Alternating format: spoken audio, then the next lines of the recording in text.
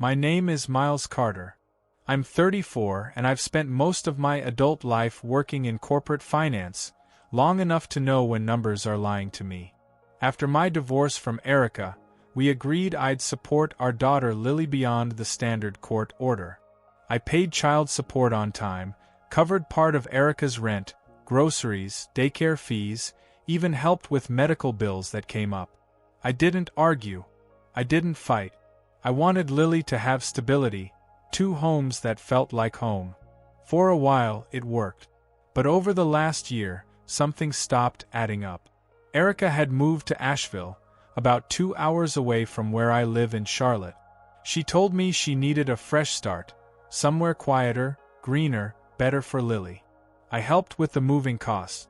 Even paid the security deposit for a townhouse downtown she said was modest but safe. Then came the changes. At first, it was small. Erica started declining extra support. Said she didn't need it, that her freelance work was taking off. I offered to continue helping anyway, but she insisted. I've got it covered now, Miles.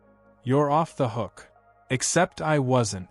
I knew what she earned before, and even with more clients, her workload didn't justify the lifestyle shift I started noticing. There were posts, casual ones, brunches with mimosas, wine nights with captions like, "Earn this," boutique furniture that didn't exist during our marriage. Lily showed me her new room once over FaceTime. The bed frame alone must have cost $1,000. When I asked Erica about it, she laughed. I'm resourceful now, babe. Facebook Marketplace is a miracle. But I've worked with enough spreadsheets and spending patterns to recognize when something's off. And Erica was suddenly living as if we'd swapped incomes. Still, I kept my mouth shut. I wanted peace. For Lily. Until the eviction notice came. It was a Friday morning. I got a mail forwarding alert from USPS.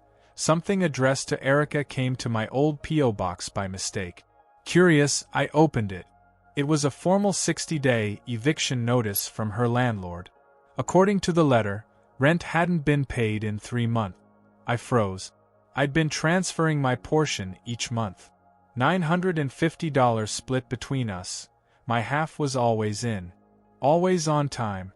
I texted Erica. Hey, did something happen with the rent? No answer. I called. Straight to voicemail. That sick, hollow feeling started to settle in my chest. That evening, Lily and I did our usual video chat. She was cheerful, showing me a drawing she made at school. I asked if everything at home was okay. She nodded slowly. Mommy said we're going to visit Aunt Paige for a little while. Aunt Paige lives in Knoxville. 3 hours away. Why would they be leaving Asheville? I didn't sleep that night. I went through every bank transfer I'd made in the past 6 months. Rent paid. Groceries paid. Utilities paid. Erica's name was on all of them. But where the hell had the money gone? The next morning, I drove to Asheville. No warning, no text. I just showed up. The townhouse looked lived in but quiet. No car in the driveway. No sound. I waited on the porch for 20 minutes, then left a note. Call me. We need to talk about the rent. She called that night. Sounded annoyed, not apologetic. I've been busy, Miles. Things are complicated right now. I asked her point blank if she'd use the money for something else. There was a pause. Then, look, it's my place. I can handle it. You gave me that money to help. If I needed to move funds around, that's my business. No apology. No accountability. That's when the quiet resentment finally cracked open into something else. Not just frustration, but a deep, electric alert in the back of my brain. I'd spent the last 2 years helping her stand when she was supposed to be figuring out how to walk on her own again. And somehow, I was the one about to be left out in the cold. I wanted to believe it was just a misunderstanding. That somehow, Erica had hit a rough patch and didn't know how to ask for help. That she was too proud. But pride doesn't explain lies. And it sure as hell doesn't explain what I found next. A week after the eviction notice, I got a call from Lily's daycare. They hadn't received a payment in over a month. The receptionist was polite, apologetic even, but her tone told me everything. "We've been trying to reach Erica," she said. "Her number's been disconnected." I was stunned. I'd sent money for daycare every 2 weeks, like clockwork. I checked my Venmo history, my Zelle transfers, everything looked right. The funds went through. To Erica. I called her immediately. Voicemail again. New number? Changed phone plan? Or just avoiding me? The next day, I drove back to Asheville. The townhouse was empty this time. Blinds drawn, mailbox stuffed. Her car gone. I knocked on a neighbor's door. A woman in her 60s answered, cautious until I mentioned Erica's name. Then her eyes narrowed. "She left a few nights ago. U-Haul pulled up at midnight. Didn't say goodbye. Just vanished." Midnight. U-Haul. She hadn't just fallen behind, she'd fled. Back in Charlotte, I sat at my desk in a daze. I opened a folder on my computer and began documenting everything: payment receipts, text messages, emails, daycare bills, eviction notice scans. I didn't know who I was building the file for.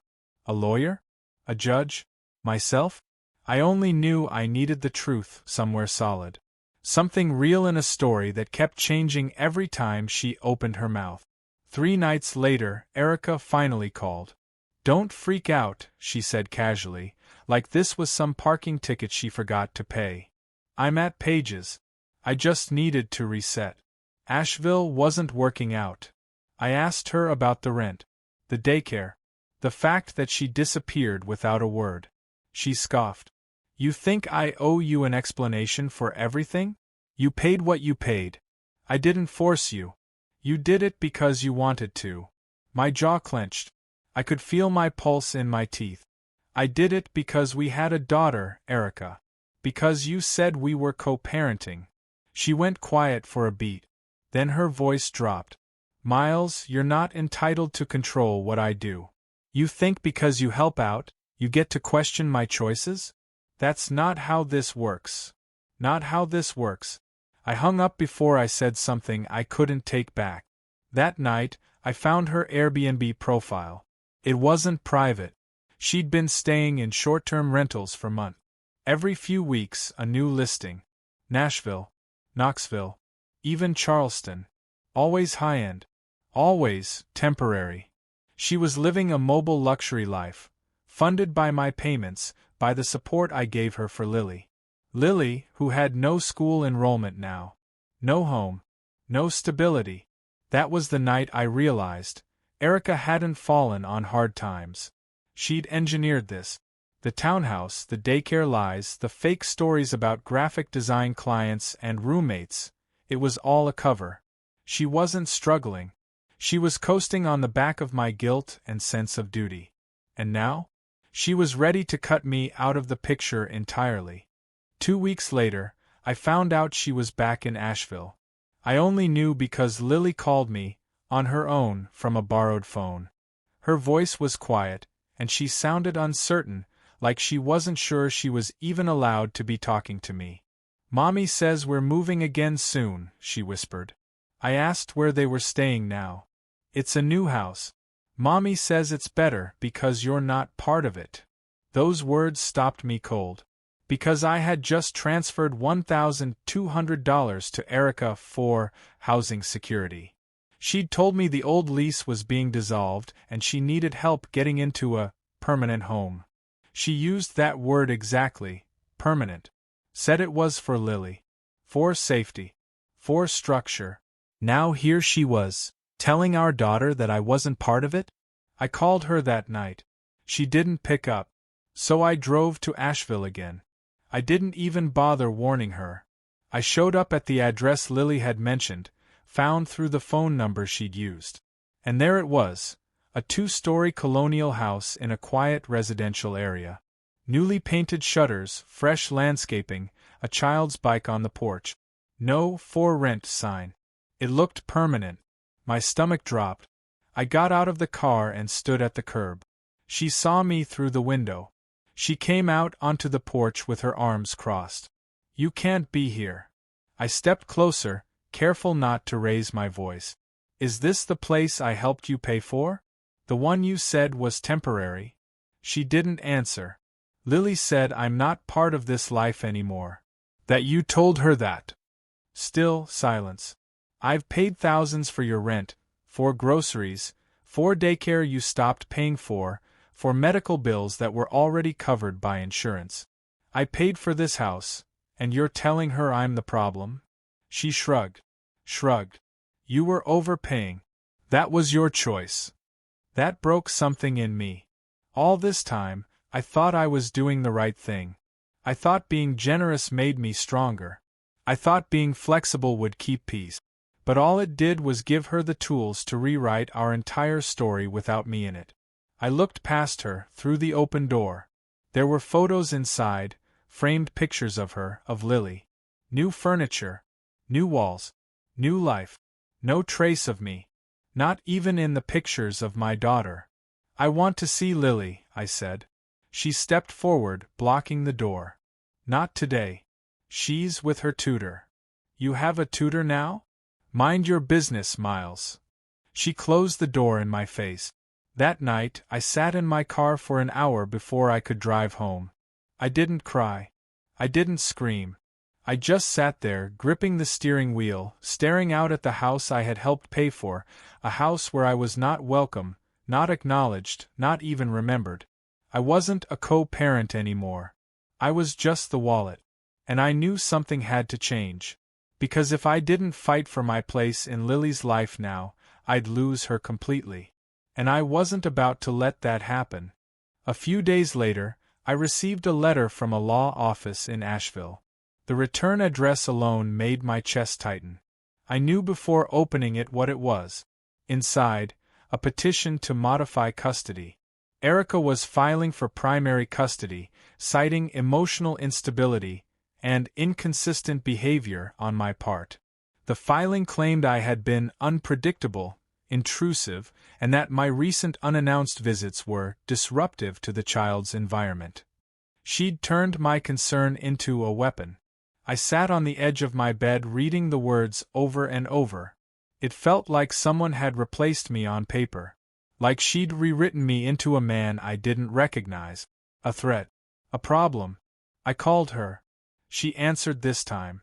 Probably expecting it. You think this is okay? I asked, my voice flat. You think this is parenting? She didn't flinch. You pushed too far. You wouldn't respect boundaries. I had to protect Lily. You mean you had to protect your lie? She didn't deny it. Just exhaled like she was tired of explaining herself to someone beneath her. This is what happens when you try to play savior, Miles. You keep trying to rescue people who didn't ask to be saved. I wasn't saving you. I was trying to raise our daughter. Then maybe you should have just sent the money and kept quiet. That one landed like a punch. Not just because of what it meant, but because I realized she'd always seen me that way. A support beam. Not a partner. Not a father. Just a source of quiet money that didn't ask questions. I hired a lawyer the next day. I brought everything. Payment records, daycare notices, copies of Venmo and Zelle transfers, the eviction letter, even a screen recording of her Airbnb listings and their date. He looked through it all carefully, nodding. Then he said something that still echoes in my head. This isn't about who's telling the truth. This is about who controls the narrative. Right now, she does. We filed a motion for shared custody. Emergency hearing. But here's the thing they don't tell you in court dramas. The truth doesn't matter if it's buried in paperwork. It has to hit hard and fast and clean. And Erica had built an entire image of being the overwhelmed single mom, put together, stable, composed. And me? I was the guy who showed up unannounced. The guy asking questions, prying into her life, violating trust. Even with the documents, even with the proof, I looked like a man trying to dig through his ex-wife's garbage. In our first hearing, the judge looked at me like I was angry. But I wasn't angry. I was done being fooled. After the session, I saw Erica in the hallway, surrounded by her lawyer and her sister. She laughed at something one of them said. She was wearing a new coat. Cashmere. Probably $600. Her boots? Italian leather. Easily another $300. All while she claimed I wasn't doing enough. And the worst part? She caught my eye. And smiled. Not warmly. Not with kindness. But like someone who just won something. It was that smile that changed me. Because it wasn't about Lily anymore. It was about power. And I knew I had to take it back. The next morning, I sat at my kitchen table with 2 cups of coffee. One for me. One untouched, out of habit. I used to pour it for Erica, even after we separated. That muscle memory, of still imagining her there, was dying slowly. But it was dying. I stared at the stack of documents my attorney hadn't used in court. Financial records, overlapping dates, rent inconsistencies, daycare debt. It was solid evidence, but it wasn't a story yet. And I knew what Erica had over me wasn't truth, it was presentation. Image. Control. She was playing chess, not checkers. So I opened a folder on my laptop and began to build a story of my own. Not a legal defense. A narrative of betrayal. I started with a timeline, the rent she never paid, even while I covered her half. The child support she said wasn't enough, while she stayed in boutique Airbnbs and ordered designer clothes. The fake claims about roommates. The daycare bills that went unpaid, while I sent money anyway. The lies she told Lily to make me seem distant, unstable, unnecessary. I included voice memos from our calls. Yes, I'd started recording. My lawyer advised it. One in particular stood out. Her words still stung when I replayed them. You were overpaying. That was your choice. And the clincher, screenshots of her Airbnb stays, lined up next to my payment timestamp. She'd taken my money for Lily's housing, and used it to fund solo getaways in Nashville, Charleston, Savannah. The more I added, the clearer the truth became. Erica hadn't just manipulated me. She had engineered my irrelevance. So I compiled it all, PDFs, voice recordings, screenshots, payment histories, and saved them onto a flash drive. I labeled it, The Truth About Erica. It sat on my desk for a full day before I touched it again. Then, that weekend, I took Lily to the park for our court-mandated visit. She was quieter than usual. Tired maybe. Or maybe just confused. While she played near the swings, I sat on the bench, watching her, thinking. And when she came back with a juice box in hand, she climbed into my lap and asked, "Daddy, are you gonna move away too?" My throat tightened. "What do you mean, baby?" "Mommy says you're too busy to stay close. That maybe we won't see you much soon." That's when I made the decision. I wasn't going to fight Erica in court anymore. I was going to expose her. Not out of revenge, but because someday Lily would grow up. She'd ask questions. She'd want to know why everything felt so uneven. And I wanted her to know the truth wasn't in a court transcript. It was on that flash drive. And I was going to make sure someone listened. 3 weeks later, I booked a meeting with the child custody mediator overseeing our case. Not court, just a quiet office in a government building with wood paneling and too many plants. Neutral territory. I didn't come to argue. I came to tell a story.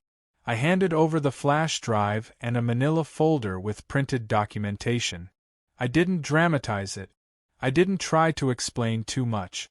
"I just want someone to see what's actually happening," I said. "Not what's being said about me. Just what is." The mediator, a woman in her 50s named Marla, nodded slowly and said she'd review it all. Later that afternoon, she called me. Her voice had changed. "Mr. Carter, I think you need to know that what you've compiled is serious. This isn't just about custody. This is about fraud, misuse of funds, emotional manipulation. I'll be escalating this." That was the beginning of the unraveling. Within 5 days, my attorney received a call from the Office of Child Support Enforcement. Turns out, Erica hadn't just misused the money I sent, she had lied on federal housing aid forms, claiming she was receiving far less than I was actually giving. That triggered a review. Then came the private investigator, hired by the state after a formal report was filed about possible benefit fraud and financial misrepresentation. They followed digital breadcrumbs I'd left in my file: Airbnb receipts, fake roommate claims, daycare payment gap. They did what I couldn't do in court. They proved it wasn't incompetence. It was intent. Meanwhile, Erica had no idea. She was still moving through the world like nothing had changed. Her Instagram was full of brunches and wine tastings and the new, creative agency she claimed she'd joined. She'd even posted about how hard it is being a full-time single mom when your ex won't step up. It got likes, comments, sympathy. But she didn't know the clock was ticking. The state investigator requested a formal audit of her finances, her assets, her reported income, her aid status, her custody filings. The dominoes started to fall. Then I got the message I didn't expect. It was from Erica. A single text. "What did you do?" No context. No greeting. Just that. I didn't respond. The truth had taken long enough to get here. Now it was moving on its own. And I wasn't going to stop it. The storm didn't come all at once. It came in phone calls. First from Erica's lawyer, asking to discuss a private resolution outside of court. Then from a caseworker, informing me that a formal custody review hearing had been scheduled after concerns were raised regarding Erica's financial transparency and living stability. And then, 2 days later, I got a call from Erica herself. Not angry. Not cold. Panicked. "Miles, we need to talk." I didn't say anything. Just waited. They froze one of my accounts. They're asking questions about my taxes. They've got some guy asking about housing reports from 2 years ago. "What did you send them?" My voice was calm. Too calm. "The truth." There was a pause. I could hear her breathing, shaky, uneven. "You don't get to destroy my life just because you're hurt." I didn't destroy anything. I just stopped covering for the lies. "This will affect Lily." That one cut deep. She knew where to aim. But I didn't flinch. "No. This affects you. Lily deserves better than a parent who builds her life on deception and drags everyone else through it." She hung up. And I knew, deep down, this wasn't over. Not yet. 3 weeks later, we stood in court again. Except this time, it wasn't me on defense. It was Erica. The judge had received everything. The flash drive. The records. The audit findings. Her history of misrepresenting income to qualify for aid. Her use of child support to fund personal travel. And the blatant manipulation of custody filings to paint me as unstable. Her lawyer tried to spin it. Blamed confusion, unstructured self-employment, and emotional trauma from the divorce. But it didn't work. Not this time. The judge granted me joint physical custody, immediate and enforceable. Erica was issued a formal warning. Any further financial dishonesty could result in full custody transfer. She didn't cry. She didn't argue. She just sat there, stunned. Like the air had finally left her lungs. After the hearing, I walked out alone. My attorney offered to grab coffee. I declined. I needed a moment. Outside, the sky was overcast, heavy and gray. But it wasn't raining. It felt like something was ending. Not just a fight. A chapter. Erica's empire of excuses, her curated reality, had finally cracked. And I hadn't even raised my voice. I'd simply shown what was always there. 6 months later, things are quiet. Not perfect. Not easy. But quiet. Lily stays with me 3 nights a week now. Sometimes 4, depending on Erica's schedule, which has grown less glamorous and more uncertain since her financial aid was revoked and her tax issues caught up with her. She doesn't post much anymore. The brunches are gone. So are the designer boots, the spa weekends, the curated lifestyle that once made her seem untouchable. The truth didn't just catch up to her, it dragged her back to earth. And me? I moved into a small 2-bedroom house just outside Charlotte. It's not much, but it's ours. Lily has her own room, her own bookshelf, her own drawings taped crookedly to the fridge. There's a dent in the hallway where she crashed her scooter, and I never fixed it. I like it there. It feels lived in. Every Tuesday night we make pancakes for dinner. Her idea. She calls it opposite day. And every time, just before she goes to bed, she hugs me tight and says, "Thanks for staying, Daddy." It crushes me. Every time. Because somewhere in her small heart, she wondered if I'd leave, because someone told her I might. Someone tried to make her believe I was a footnote in her story. But I'm not. I'm the one who stayed when it stopped being easy. When love stopped looking like fairy tales and started looking like spreadsheets and custody filings. I never wanted to hurt Erica. Truly. I never wanted revenge. But when someone uses your love as a lever to steal your future, and your child's, you don't just get to walk away. You stand up. You build something stronger. You tell the truth, even when it costs you. Especially when it costs you. And in the end, when the dust settles and the lies collapse and all the illusions are stripped away, what matters most isn't who won the argument. It's who's still showing up. And I'm still here. Every Tuesday. Every bedtime. Every hug. Exactly where I'm supposed to be.